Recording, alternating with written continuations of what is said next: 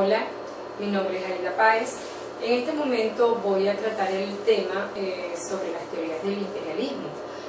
Podemos definir el imperialismo como la práctica o denominación empleada por las naciones o pueblos poderosos para ampliar y mantener su control o influencia sobre naciones o pueblos más débiles.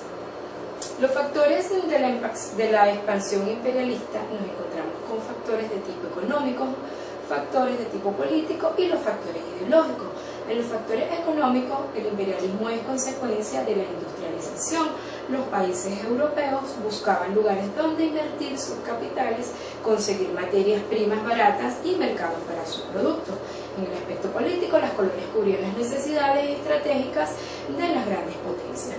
En otros casos querían reforzar el prestigio internacional y los sentimientos nacionalistas.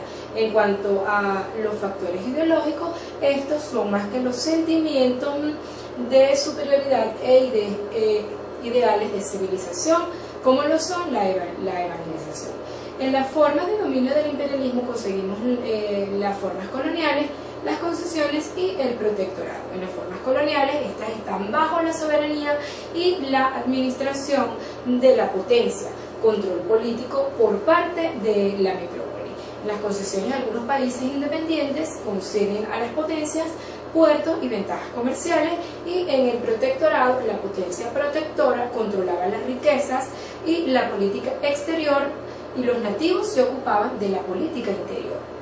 Los grandes imperios que reinaron en ese entonces eran el Imperio Británico, que fue la llamada época victoriana, que data del año 1837 al año 1901.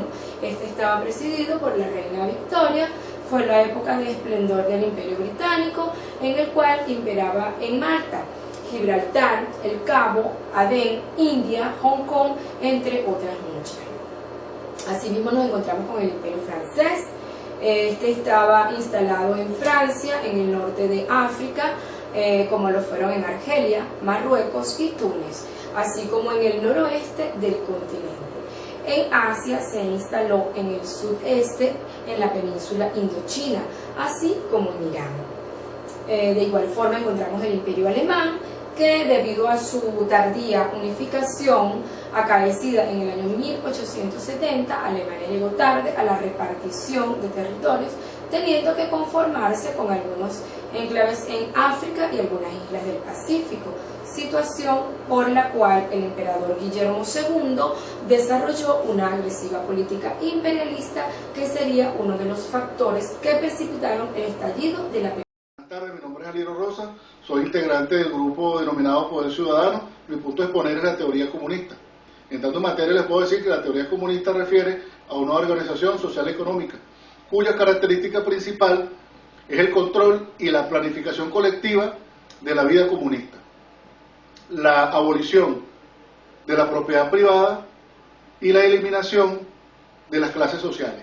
Esta teoría comunista nació de manos de los pensadores socialistas a mediados del siglo XIX, Karl Marx y Friedrich Engels, como respuesta revolucionaria a un histórico conflicto presentado por los excedentes de los excesos de producción, que pusieron fin a la primera forma de comunismo conocido, como fue el comunismo primitivo.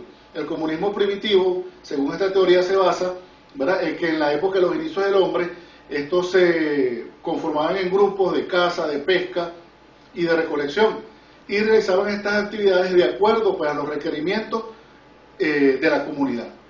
Desde el punto de vista sociológico, esta teoría del comunismo se basa en un ordenamiento socioeconómico basado en la organización colectiva del consumo y la libre elección de la producción, ¿verdad?, aunque el producto del trabajo sea con un fin social.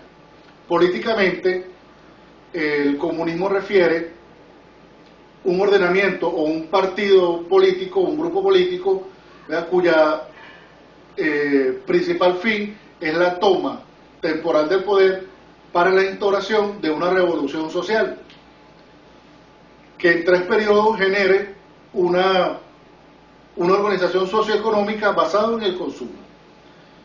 Viendo las características general del comunismo, existen puntos que son esenciales dentro de esta teoría, ¿verdad? Los cuales son, ¿verdad?, que el comunismo es contrario al capitalismo, a la burguesía, y por el contrario busca de aupar las clases obreras y las clases del proletariado, ¿verdad? Van en contra de la propiedad privada. Ellos plantean de que la propiedad privada no puede existir, la propiedad debe ser de uso social, los medios de producción igual, no pueden ser con fines de lucro para un particular, sino que deben ser programados pues en servicio del bien común, del bienestar social. Igualmente esta teoría plantea el término del igualitarismo, ¿verdad?, el cual refiere, según este término, que todas las personas deben de ser iguales, todas las personas deben de gozar de los mismos derechos, de los mismos deberes, y no puede existir privilegio de una persona sobre la otra. Hola, mi nombre es Mirta Arias. En esta oportunidad les voy a hablar sobre la teoría del marxismo. La teoría del marxismo surge como una propuesta filosófica y sociológica elaborada por Carlos Marx y Friedrich Engels en los años, entrados los años de 1800, ¿sí? Donde ellos consideraban, pues, la conclusión de esta filosofía era la creación de una sociedad sin distinción de clase. Sí, Marx estudió muy de cerca todo el problema de la sociedad de su época y todos los hechos y los eventos que afectaban a esa sociedad. Él también hizo estudios muy cercanos a lo que era el capitalismo, y él pues identificaba como uno de los elementos principales del capitalismo, identificaba a la propiedad privada. La propiedad privada, pues él consideraba que era ese elemento de discordia, de luchas, de enfrentamiento entre dos clases que él identificó en su momento, que era por un lado el proletariado, que era el trabajador explotado, y la clase burguesa, que era pues el dueño de estos medios de producción, quien tenía el poder y quien tenía pues el capital y el dinero. Marx consideraba en su teoría que el capitalismo tenía que desaparecer, ¿sí? Y la manera que esto iba a suceder era, él predijo que esto iba a suceder era que en dos etapas. La primera etapa era lo que él llamó la dictadura del proletariado, en la cual se trata de una etapa temporal o transitoria, donde el proletariado, pues convertido en un revolucionario, luchaba contra esta sociedad burguesa y tomaba esa propiedad privada y la colocaba en manos del Estado. Entonces era el Estado quien iba a decidir quién se producía, cómo se producía, cuánto se producía, ¿verdad?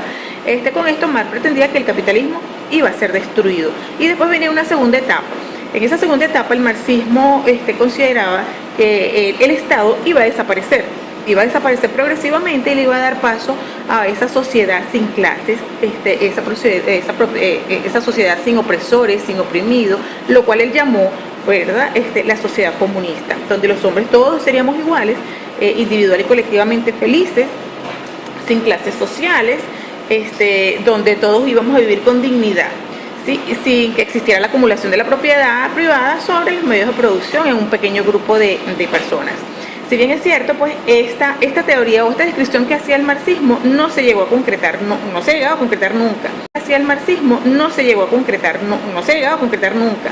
Si existe un aspecto positivo de esta teoría, pues, o de estos planteamientos que Marx hizo en su momento, y esas denuncias que en su momento hizo, dieron pie pues para que hoy día esta sociedad trabajadora haya alcanzado grandes luchas en función pues a sus mejoras salariales, a la reducción de las jornadas de trabajo, a la obtención de beneficios, a la firma de contratos colectivos justos, donde definitivamente pues en vez de ocurrir esto que Marx predijo, todo lo contrario, se ha fortalecido más esta sociedad trabajadora. En Venezuela, por ejemplo, la ley del trabajo establece o determina el trabajo como un hecho social que dignifica al hombre, que lo ayuda a desarrollarse física, mental e intelectualmente, ¿sí? Y observa pues que el trabajo es el medio para que el hombre tenga pues esos beneficios sociales y esa mejora de la calidad de vida. ¿Okay? Esta es mi exposición, gracias. Buenas tardes, mi nombre es Gilberto Márquez y voy a hablarles sobre el sociologismo jurídico. Principalmente debemos saber que el sociologismo es la ciencia que estudia las condiciones de existencia y el desenvolvimiento de la sociedad humana. Esto quiere decir que es la ciencia que estudia el nivel cultural, las debilidades, las opiniones, los problemas, la condición, el origen e incluso el estado de salud de una persona en la sociedad o de las personas de una sociedad. El sociologismo jurídico podemos decir que mantiene el principio de que el derecho es un intento de ordenar las realidades con arreglo a criterios determinados. Es decir, es la forma en que se cumplen en la realidad social o la manera en que se podrían cumplir eficazmente. El análisis sociológico es imprescindible para lograr que el derecho cumpla sus fines. Los principales factores jurídicos a tener en cuenta son los siguientes. Primero, la aplicación efectiva del derecho ante los tribunales. Y segundo, que las normas o reglas jurídicas ejercen una influencia de menor peso sobre las decisiones de los jueces. Estos factores son los que determinan la solución de cada caso. En el sociologismo jurídico podemos decir que el juez es el único creador del derecho. También podemos mencionar que el sociologismo jurídico es la concepción jurídica del derecho. En él lo importante será la jurisprudencia y no la legislación. Como ejemplo de esto, podemos mencionar que si en una sociedad un individuo, una persona, comete algún hecho ilícito, un hurto, un robo, etc., será el sociologismo jurídico el que se encargue de su penalización. Muchas gracias. Soy integrante del equipo Poder Ciudadano. Una vez estudiadas las teorías anteriores, hemos llegado a la conclusión como equipo de que Venezuela, la que más se asemeja, es al eclecticismo. Es decir, el eclecticismo tiene que ver con un enfoque conceptual de distintas teorías e ideas. Estas van a venir a complementar la información. Por eso recurrimos a esta teoría cuando queremos referirnos a Venezuela. Además de ello, nos vamos a basar legalmente en el artículo 2 de la Constitución, el cual establece muy claramente que en Venezuela existe una pluralidad política. Ahora bien, ¿por qué decimos esto? Porque las teorías aplicables en Venezuela van a ser de acuerdo a las necesidades que tengamos al momento. Puedo poner como ejemplo que cuando se habla de las expropiaciones de la propiedad privada para hacer luego de uso social, podemos ver una característica fundamental y principal del comunismo. Además, podemos escuchar en distintos discursos gubernamentales cuando hablamos de la eliminación de las clases socioeconómicas. Eso es una característica del marxismo. Además de ello, podemos hacer referencia o podemos apoyarnos en el sociologismo cuando decimos que es la sociedad la que va a identificar los problemas, que es la sociedad quien va a dictar las normas que necesitamos. Esperamos que con esto estemos en lo acertado en cuanto a las políticas que lideran en nuestro país.